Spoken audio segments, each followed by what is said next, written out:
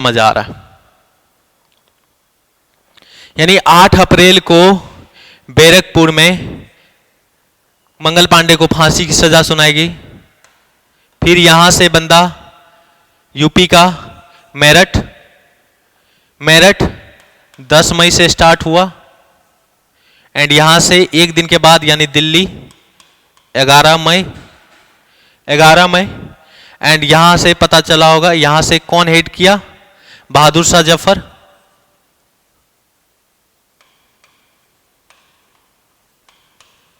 बहादुर शाह जफर ये लीड किया एंड ये क्या करता है, एक लेटर लिख के सब जितने स्टेट थे सबको एक लेटर लिखा, एक पत्र लिखा, एक प्रेम पत्र लिखा एंड जो है ये सब जितने देख रहे हो सबके पास ये लेटर पहुंचा एंड सब अपना अपना विद्रोह करना स्टार्ट कर दिया। यानी नींव हिला दी थी अंग्रेज का 1857 का रिवोल्ट। लगने लगा था कि अब इंडिया से भागना पड़ेगा, जबकि ऑल ओवर इंडिया में ये चला भी नहीं था रिवोल्ट। एक नॉर्थ इंडिया एक सेंट्रल इंडिया तक ही सिमट के रख गया था। तब ये लेकिन लगने लगा था अंग्रेज को कि अब जो है यहां रहना मुश्किल है, जल्दी से दमन करो इस रिवोल्ट को। लीड यानी लीडर एंड केंद्र पता चल गया, कौन कहां से था, किस एरिया को कौन लीड कर रहा था ये पता चल गया। अब देखो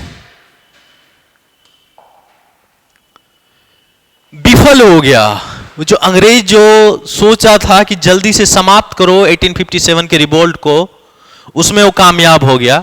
कामयाब क्यों हुआ तो उसके भी कुछ कारण है। पहला कारण विद्रोह का अखिल भारतीय ना होना, यानी ऑल ओवर इंडिया में विद्रोह का ना फैलना। अभी बताए थे ना, इतना तक ही रह गया था, ये वाले एरिया तक ही 1857 का रिवोल्ट चला था। ये वाला एरिया ऐसे ही रह गया था, नहीं हुआ था। पश्चिम वाला एरिया भी नहीं हो पाया था। यानी इतना ही एरिया में ये रिवोल्ट चला था। यदि पूरा इंडिया में होता तो पक्का अंग्रेज को भागना पड़ जाता। एक ये भी रीजन था कि एरिया शॉर्ट था, इतने दूर में जितने विद्रोही थे इतने दूर में थे, जल्दी से दमन कर दिया गया। 1 साल के अंदर पूरा दमन कर दिया गया 1857 के रिवोल्ट को अंग्रेज द्वारा। पता चल गया। तो विद्रोह का अखिल भारतीय ना होना, यानी ऑल ओवर इंडिया पे ना चलना रिवोल्ट का। दूसरा, जितने भी क्लास थे, क्लास समझ रहे हो ना, फार्मर का क्लास होता है, जमींदार का, राजा का, सबका एक क्लास होता है ना, वर्ग होता है ना, सबका एक साथ ना रहना, विद्रोह में शामिल ना होना। जैसे जमींदार जो था उस समय इंडिया का, वो इस विद्रोह में शामिल नहीं हुआ था। जितने रजवाड़े थे वो भी इस विद्रोह में शामिल नहीं हुआ था। शामिल होते तो कुछ अलग सीन रहता, क्योंकि वहां पे भी बेनिफिट, लोभ, इस सब को लोभ था। जमींदार हो गया, रजवाड़े, ये सब को लोभ था, इसलिए साथ नहीं रहते थे। तीसरा जो सबसे बड़ा इंपॉर्टेंट कारण था वो हथियार की कमी। लड़ने के लिए कुछ रहेगा तब ना, वो तो अंग्रेज का ही छीन छीन के तुम लोग लड़ रहे थे।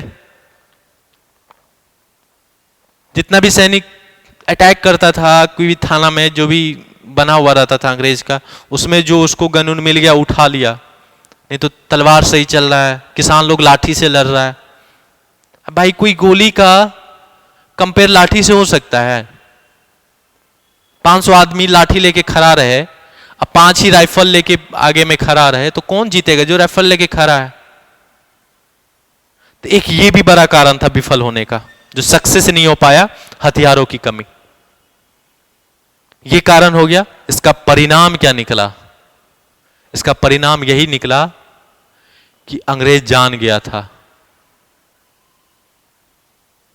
कि जो भाई अब जितना भी रूल करना है ना, रूल करना है, दिमाग से रूल करना है, ऐसे नहीं कर सकते। अपना जो मोनोपोली बिठा के दिखाए हैं, उसमें कुछ पॉलिसी ऐसा बनाना पड़ेगा जिससे संतुष्ट इंडियन भी हो। इसीलिए एक एक्ट भी बना 1858 का एक्ट, जिस एक्ट के तहत ईस्ट इंडिया कंपनी को समाप्त करके क्राउन के अंदर आ गया। बोर्ड ऑफ कंट्रोल होता था, उसको समाप्त कर दिया गया। महारानी जो थी वो आश्वस्त की इंडियन को कि अब जो है जो एरिया लिया गया था ना डॉक्ट्रिन ऑफ लैप्स के, तो उसको भी समाप्त कर दिया और बोला गया कि आगे जाके किसी भी एरिया को ब्रिटिशर्स अपने में नहीं मिलाएगा। तो जब हम एक्ट का सीरीज लेके आएंगे तब इसमें डीप से पढ़ेंगे, लेकिन परिणाम में रिजल्ट यही था कि इस रिवोल्ट के कारण एक एक्ट बना था, जिस एक्ट का नाम 1850 एक्ट का एक्ट है। Okay, thank you. I hope कि समझ आया और बढ़िया से पढ़ो और क्या बोलेंगे। ठीक, थैंक यू।